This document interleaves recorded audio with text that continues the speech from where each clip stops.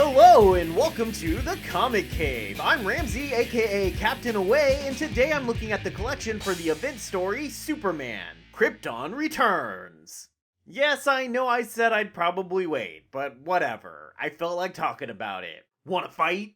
In case you have no idea what I'm talking about, last week I covered the first Superman family event story of the New 52. Titled Hell on Earth, it was about this Kryptonian vampire guy named Hell coming to Earth and attempting to destroy our entire solar system in order to go back in time and stop Krypton from being destroyed. He almost succeeded, at least enough to open a single portal back into Krypton's past that he fell through after being stabbed in the chest with a shard of kryptonite by Supergirl. He was then found by a young Jor-El, Superman's papa, in a cave somewhere on the planet. The previous story ended on that cliffhanger, and meanwhile on Earth, the Superman family continued to go about their business. Little changed in their lives in the year, real time, between the end of that story and the start of this one, beyond Supergirl being inadvertently cured of her kryptonite poisoning by her father, the cyborg Superman. So really, the main groundwork you might need in order to know what's going on here can really be found in my video last week, so just go watch that one by clicking up here if you haven't. And then get ready for the rest of the ride with Superman and the fam as we take this away.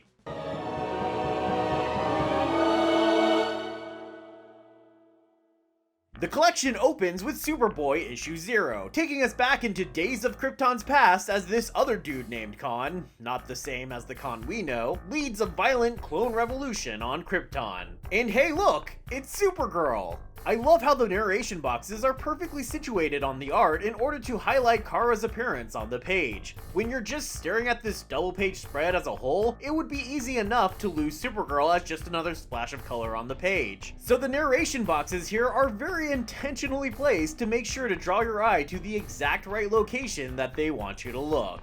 And okay, I should probably explain exactly why this is significant. So since the New 52 established that superheroes have been active for approximately 5 years, that meant we were starting character stories around 5 years into their superhero careers. So to help new readers out, between issues 12 and 13 of every character's series, DC released an issue 0 for that series that jumped back to that character's origins so we could understand where they started from. Now obviously for characters like Supergirl and Superboy, who, as I pointed out last time, already got their start in the first issue of their series, that didn't really work. So instead the issue 0 for them focused on Krypton's past to help establish the mythology for the entire super family overall. So this opening story about the original clone on Krypton named Khan is set in unspecified hundreds of years ago, long before Supergirl would have been born. And we have no narration box or dialogue explaining her presence. She's just kinda Where's Waldo'd in there and we don't know why. And for reference, Hell on Earth didn't start until 2 months after the issue 0 came out for each of these comics. And Krypton Returns didn't start until issue 25 of each series, meaning that the mystery of why the Hell Kara Waldo here was in the middle of a clone revolution on Krypton decades before she was born was left for readers to wonder about for over a year. I'm sorry, but I love that shit.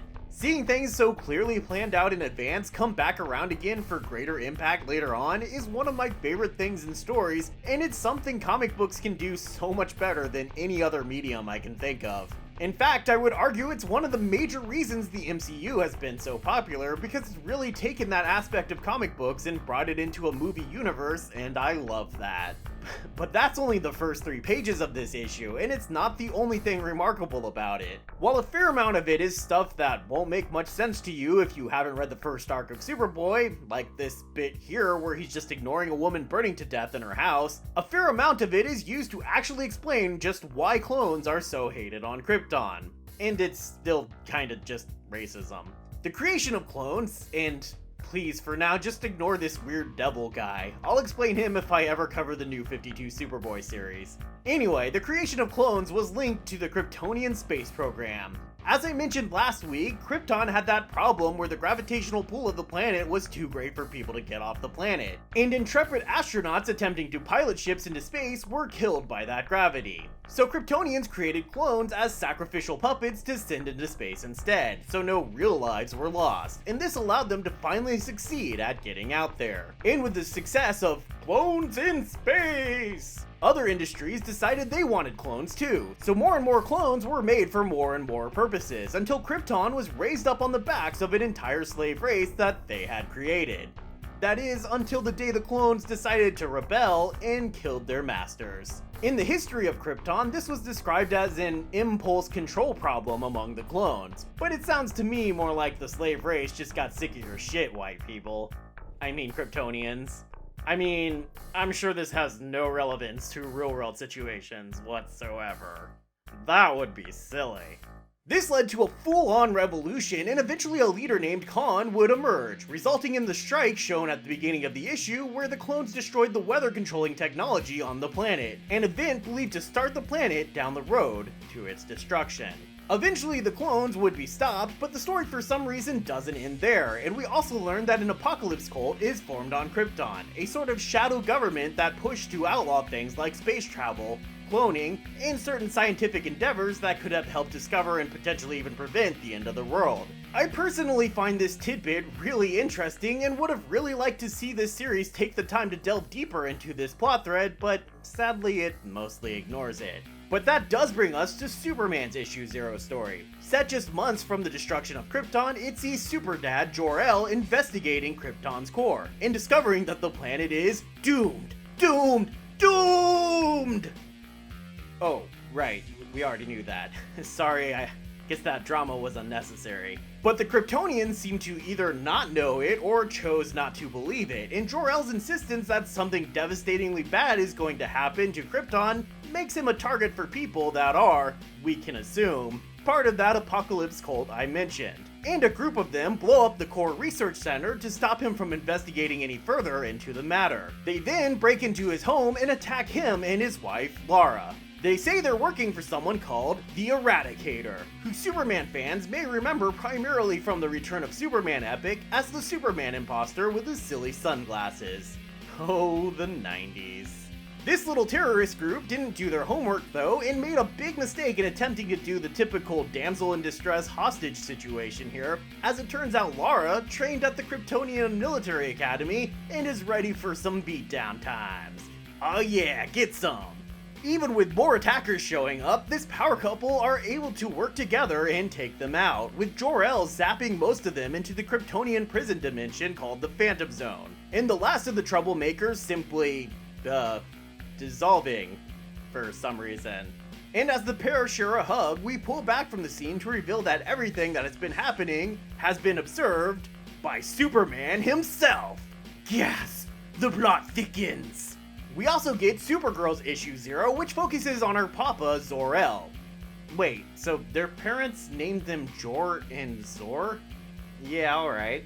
Zor-El, it seems, believes Jor-El that the planet is close to its destruction, but thinks that they could do more than just get their children off the planet. Instead, Zor builds a number of giant generators around Argo City that will turn out to be devices built from stolen Brainiac tech meant to wrap the entire city in a protective bubble and float it off into space while Krypton dies. Just in case his math doesn't check out though, he goes ahead and builds Kara a ship, knocks her out, and sends her off in it ahead of the rest of the city. Before she goes, he records a message for her, but the message is interrupted by a mysterious figure.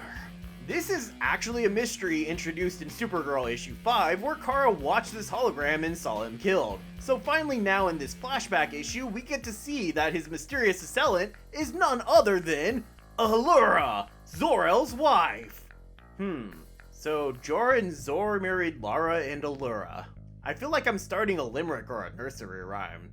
Anyway, the gun had been introduced earlier in the issue in a moment that featured Zor just casually making reference to Jor-El being attacked in the Superman Issue 0, and casually treating his full-grown adult wife as though she has the mind of a small child. Guns aren't toys! Great guy, that Zor-El. As any writer would have heard a million times, if you introduce a gun early in the play, it's going to be fired at some point. And so yeah, gun introduced, gun fired. But luckily, we already know it's a stun gun, so Allura wasn't shooting to kill. She was just trying to stop Zor-El from sending their daughter away. which, by the way, she only knew about because when she went to find Zor and Kara, she instead found only Superboy, who warned her that she still had time to say goodbye. Well, looks like he was wrong. Mama gets to say no goodbyes before Kara ships off and Krypton begins to collapse. Well, poop. At least the generators Zor-El had put up all around Argo City actually turn on and protect the city from being destroyed with the rest of the planet. Which is good, for a while. But if you've seen my other videos, you know pretty much how that turns out. Death, Brainiac, Cyborg Superman, deconstructed Supergirl, reconstructed Zor-El, deconstructed Zor-El, reconstructed Cyborg Superman and Supergirl, Brainiac and Cyborg Superman fighting, Supergirl, now conveniently cured of her kryptonite poisoning from Hell on Earth, escaping, only to run into this giant guy named the Oracle. No, not that Oracle, which would be better, obviously. Oracle appeared as part of Hell on Earth, but didn't really do anything beyond hit Supes with a bunch of images that are probably from the various Zero issues. But he shows up here again to bring Superman, Supergirl, and Superboy all together once again, because it looks like all hell broke loose on Krypton, causing fast changes to the time stream that are absolutely devastating. And Oracle would like someone to fix it. Someone like the Family of Steel. Does anyone call them that? I'm gonna call them that. So as we saw at the end of the previous story, Hell fell back through a time portal and ended up in Krypton's past, to be found dying by a young Jor-El. Jor-El takes Hell's comatose body back to study it, though I'm not really sure why he gets to. Seems like something the government would take away from him, but let's just roll with it. It seems Hell's coma might be fake, as he simply attempts to be careful about disrupting his own timeline. And so he sort of spirit walks outside his body to observe Jor-El as he's ridiculed by his supposed peers and superiors for coming to all the exactly correct conclusions about who Hell is and where he's from. He also runs across Zod, pre-General days, when they were sort of friends/family. Jor shows Zod, and consequently also Hell, his secret lab, where a number of revelations occur to Hell, starting with this catalog of all of Krypton's history, including this ancient dragon creature that's supposed to be the one that attacked Superman at the beginning of the previous story, and this star chart of places that he's sure he's been to, in the very ship that he traveled in to leave Krypton in the first place. Oh, and the fact that his name, Hell, apparently is a shortening of the ship's name, House of El, because apparently Kryptonian is, letter by letter, an exact equivalent of English. Funny how that works. These revelations prove too much for Hell, and he gets angry, wakes up, and kills everyone in the area, including Zod. Well, at least we know he can't kill Jor-El, because that would break Oh, shit. He snapped his neck? That's bad. Okay, if you're confused about what Hell is angry about and what his goal is here, I'll do my best to explain. So if you remember in the previous story, Hell told Supergirl that he developed a ship with Jor-El in order to attempt to leave Krypton for outer space. Jor-El adopted him into the family, and then Hell had gone through unspecific nightmares that changed his appearance before finally getting to Earth. Well, it turns out none of that was true. Jor-El points out multiple points in this issue that Kryptonian cells have an abnormal ability to store cosmic radiation, and by storing different types of radiation, they could potentially be bestowed with various superhuman abilities, such as flight, invulnerability, super strength, crazy mind powers, and even the ability to travel in time. To test his theory, he builds a spaceship to send out cell cultures into space, to all those places in the star chart, so that they're affected by the various types of cosmic radiation. The radiation had the extra effect of bringing life to those cell cultures, giving birth to Hell. Meaning that he is, essentially, a clone of a Kryptonian, and not an actual Kryptonian himself. Since Hell, for some reason, shares that Kryptonian clone racism, being a clone kinda breaks his brain, prompting him to go crazy, kill his creator, and recreate himself so that he becomes a sort of endless living paradox caught in an infinite time loop. Still with me? Good, cause it's about to get weird. Hell returns to his original mission of saving Krypton from destruction, but now adding to that the goal of conquering it for all eternity. To do this, he travels around to various points in Krypton's history, attempting to change various moments, including when the clones smashed the weather controller system that I mentioned earlier, and even preventing his own murdering of Jor-El. All those timeline changes are creating temporal tidal waves sweeping across all various timelines, or the Omniverse as Superman calls it, threatening to cause the destruction of everything. So the Oracle, no not that Oracle, yes that one, breaks his vow to be DC's equivalent of the Watcher and just observe everything, and sends the super family to 3 separate timelines to deal with what's happening, and stop Hell from corrupting the timeline to devastating effects. Kara, as was teased earlier, goes back the furthest, to the Clone Wars. No, not those Clone Wars. Those Clone Wars. She accidentally makes herself known to the clone army as they're preparing for their attack on the weather system, and is forced to use what's left of her quickly fading yellow sun-powered super abilities to fight off all the clones by herself, which she can do cause she was born to be a badass. No sooner has she defeated the clone army than she's attacked by Hell. Of course. But to Kara's surprise, the clones aren't just the mad, bloodthirsty savages her history books have portrayed them to be. Instead, they now recognize her as their new leader and jump to her aid, helping her to fight Hell. This allows her to get the upper hand in fighting him, and gets her in a position to kill him. Again. Go for the head this time, Kara. He's still here because you didn't go for the head last time. You should have gone for the head. Go for the head. They never listen. Before Kara gets to do anything, Hell just kind of dissolves away, which is weird. Seems to be a lot of that going around though. Superboy, on the other hand, is sent back only a week before the end of Krypton, and his goal is to protect Kara and ensure she meets her appointment with Destiny. This is complicated by the appearance of the Eradicator. The New 52 reimagining of this character is missing his super cool shades, and while they don't directly confirm it, I believe he is supposed to be this weird sentient acid that Jor-El ran into while investigating the core in Superman issue 0. Eradicator says his goal is to ensure the destruction of Krypton, and so that includes making sure nobody escapes the planet, which brings him after Kara, intending to kill her before she can rocket away. Superboy proves unable to defeat this living embodiment of entropy, so instead just boots him through a time portal that was intended for Superboy to be able to return home, instead leaving the Eradicator in Smallville. That's probably bad. Just like with Kara, the moment Superboy succeeds in his mission, Hell appears to ruin his day. But he just kind of folds like a wallet, since apparently there's some nonsense about him fighting both Kara and Superboy at the same time in different time periods. I really don't get how that works, but sure. So when Hell dissolves for Supergirl, he does the same in Superboy's time, just turning into a bunch of rainbow glitter and blowing away in the wind. I mean, there's worse ways to go for sure. At least it's pretty.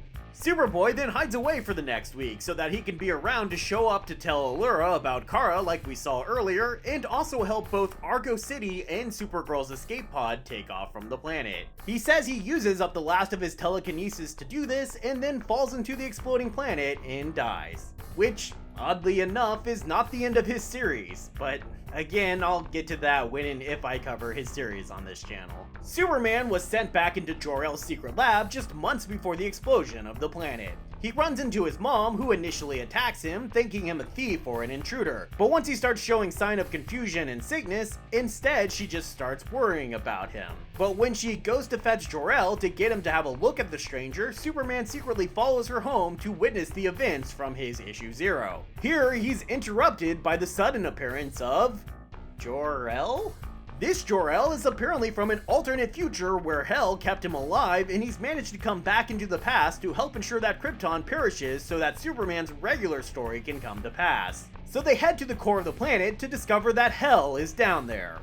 I mean, Hell, not like normal Hell. He's apparently been keeping the planet alive using his powers, and I guess the energy from being a weird time paradox baby thing. Jor's plan is to kill Hell, but Superman repeats his "there's always another way" mantra, and so he instead uses his freeze breath to freeze Hell in time? So that he's not dead, he just can't affect the outside universe anymore?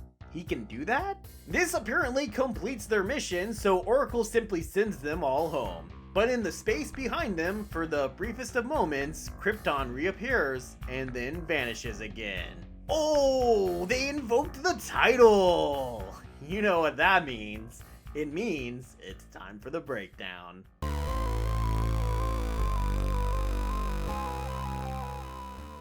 I love when a sequel is so good that it actually makes the earlier story better by the sheer strength of the expansion of the story that it brings. And I wish I could say that was the case here. It comes so close to being that. The prequel stuff in the Zero issues and the Villains Month Hell issue gives us a lot of interesting little hints and details of the story. I love the evidence that they've been planning the story for over a year, but once the build-up is over, everything else is pretty much a letdown. They try to do so much with this story, including focusing on the development of Krypton and characters living there in 3 different time periods, but they do it across only 3 issues in 1 annual. As opposed to Hell on Earth, which tried to do very little, but did it across 13 issues in 1 annual. Most of what you learn from this story about literally anything has to be drawn almost entirely from inference. And while it's nice to get some explanation on Hell, like why he has so many additional powers, it fails to really explain everything. The art, similarly, is still all from great artists, many the same as in the first series, but the drastic stylistic changes can be pretty jarring. I think it would have been more interesting to have a different group of artists on each of the time periods rather than dividing them by issue, to give you an instant visual indicator of what period you're in. But they just clearly didn't give this story any time to really develop anything once the story was actually going. So I'm giving this a series recommendation level of medium. Both this story and Hell on Earth I feel had a ton of potential that they just never realized, and they failed to make worthwhile use of the great IPs they were using. The collected edition gets 1 bloody Superman symbol, which isn't a good thing. Again, it's just 3 issues and 1 annual. Thankfully, they pad out the page count by collecting the 4 prequel stories, but there are no extras beyond that whatsoever. Like the story it collects, there's a lot of unrealized potential here. Shame.